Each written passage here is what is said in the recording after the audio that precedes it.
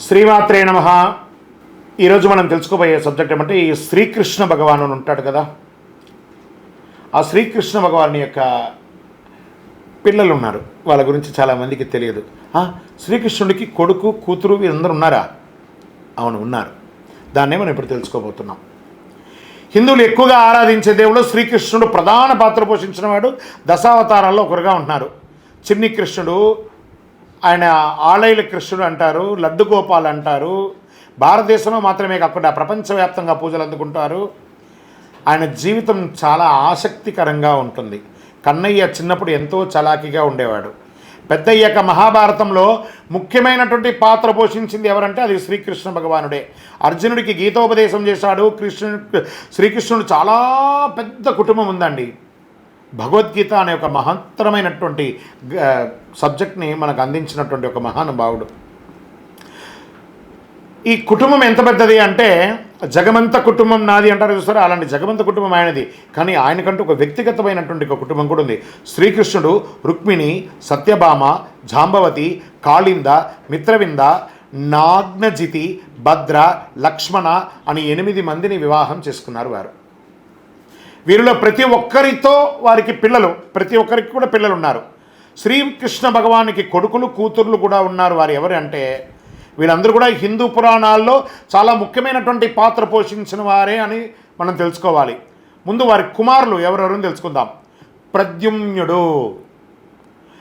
ఈ ప్రద్యుమ్నుడు శ్రీకృష్ణుడు రుక్మిణీదేవికి కలిగిన సంతానం.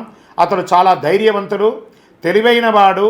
ప్రద్యుమ్నుడు రాక్షసుడు సంబాసురుని అపహరించాడు, కానీ శ్రీకృష్ణుడు అతన్ని కాపాడుతాడు. ఆ తర్వాత ప్రద్యుమ్నుడు సంబాసురుని సంహరిస్తాడు. ప్రద్యుమ్నుడు కామదేవుని యొక్క అవతారం అని కూడా చెబుతారు. అతడు విల్లు చాలా బాగా వాడుతారు. యుద్ధ విద్యలో కూడా ప్రావీణ్యం సాధిస్తారు. ప్రద్యుమ్నుడు పాండవుల కొడుకులకు అభిమన్యుడికి యుద్ధం చేయడం ఎలాగో నేర్పించిన వాడు. ఎడిటర్స్ ఇక్కడ గుర్తుపెట్టుకోండి, ఒక్కొక్క సబ్జెక్టుగా షార్ట్గా వేసుకోవచ్చు, లేదా కంటిన్యూగా కూడా పెట్టుకోవచ్చు ఈ యొక్క సబ్జెక్ట్ని. ఎందుకంటే శ్రీకృష్ణుని యొక్క కుమారుని పేరు అని కూడా పెట్టి దాన్ని మీరు ఇంకా తమ్లైన్ ఎలా పెట్టుకుంటారో అలా చేసుకోవచ్చు. తర్వాత శ్రీకృష్ణుని యొక్క ఇంకొక కుమారుని యొక్క పేరు కృతవర్మ. కృతవర్మ యాదవ యోధుడు, సైన్యాధ్యక్షుడు. ఈయన కృష్ణుని సమకాలికుడు అని కూడా చెప్తాడు. కృతవర్మ శ్రీకృష్ణుడికి మన బయలాజికల్ సన్ కాదు, ఆత్మబంధువుగా ఉన్నటువంటి, కానీ శ్రీకృష్ణుడు అతని కొడుకులాగే చూసుకుంటుంటాడు. కృతవర్మ మహాభారత యుద్ధంలో పాండవులకు సహాయం చేస్తాడు. అతడు చాలా ధర్మం గలవాడు, చాలా ధైర్యవంతుడు. శ్రీకృష్ణుని యొక్క ఇంకొక కుమారుని యొక్క పేరు సాంబడు. శ్రీకృష్ణునికి జాంబవతికి పుట్టిన మొదటి పుత్రుడు సాంబడు. అతను చాలా అల్లరి చేసేవాడు. తన తండ్రి వంశాన్ని నాశనం చేసేలా పనులన్నీ చేసేస్తుంటాడు. అందుకే అతడి గురించి బాగా ఎవరు చెప్పిన చరిత్ర ఏం పెద్దగా లేదు. సాంబుడు చేసిన తప్పుల వల్ల మహర్షి దుర్వాసుడు శపిస్తారు. దాంతో యాదవ వంశం అప్పట్లో ఇబ్బంది అయ్యిందని కూడా వినేవారు. ఇక శ్రీకృష్ణుడికి మనవడు, కొడుకులు అయ్యారు కదా, ఇప్పుడు మనవడు అనిరుద్ధ పేరు. శ్రీకృష్ణునికి మనవడా? ఇవన్నీ ఎక్కడ కొత్తగా ఉంది కదా. ఎస్, శ్రీకృష్ణుని యొక్క మనవడు అనిరుద్ధ. అనిరుద్ధుడు శ్రీకృష్ణుని యొక్క మనవడు అవుతాడు. అతని తండ్రి ప్రద్యుమ్నుడు, తల్లి రుక్మావతి. అనిరుద్ధుడు చాలా ధైర్యవంతుడు, చాలా తెలివైనవాడు. అనిరుద్ధుడు రాక్షసుల రాజైన బాణాసురుని కూతుర్ని యొక్క ప్రేమిస్తాడు. ఎంత అద్భుతంగా ఉంది చూసారా. తర్వాత ఇప్పుడు శ్రీకృష్ణుడికి కూతుర్లు. శ్రీకృష్ణుడికి కూతుర్లు ఉన్నారా? వాళ్ళు ఎవరు? వారి పేర్లు మనం తెలుసుకుంటాం. ప్రజలు శ్రీకృష్ణుని కుమార్తెలు చరిత్ర పౌరాణిక గాథల గురించి పెద్దగా ఎవరికి తెలియకపోవచ్చు కూడా, కానీ కన్నయ్య జీవితంలో కీలక పాత్ర పోషించారు వారు.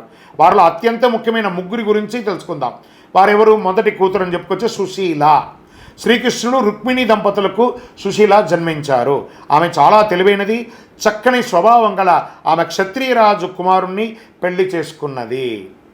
రైట్. మరియు శ్రీకృష్ణుడు ఇంకొక కుమార్తె భద్ర. కన్నయ్య జాంబవతికి భద్ర అనే కుమార్తె పుట్టింది. శ్రీకృష్ణుడికి జాంబవతికి భద్ర అనే యొక్క కుమార్తె పుట్టింది. అలా ఆమె తెలివైనది, పాండవులకు శత్రువైన దుర్యోధుని వివాహం చేసుకున్నది. చూడండి ఇది ఎలా ఉందో, ఇదే కథలో ట్విస్టులు అంటారు చూసారు అలా. తర్వాత స్వామివారికి శ్రీకృష్ణుడికి ఇంకొక కూతురు చారుమతి. ఈ చారుమతి శ్రీకృష్ణుడు సత్యభామ దంపతులకు పుట్టింది. ఆమె చాలా అందంగా ఉంటుంది. కృతవర్మ కుమారుని ఆమె పెళ్లి చేసుకున్నది. ఇవన్నీ కూడాను శ్రీకృష్ణుని యొక్క జన్మ వృత్తాంతంగా తెలియడం జరుగుతుంది.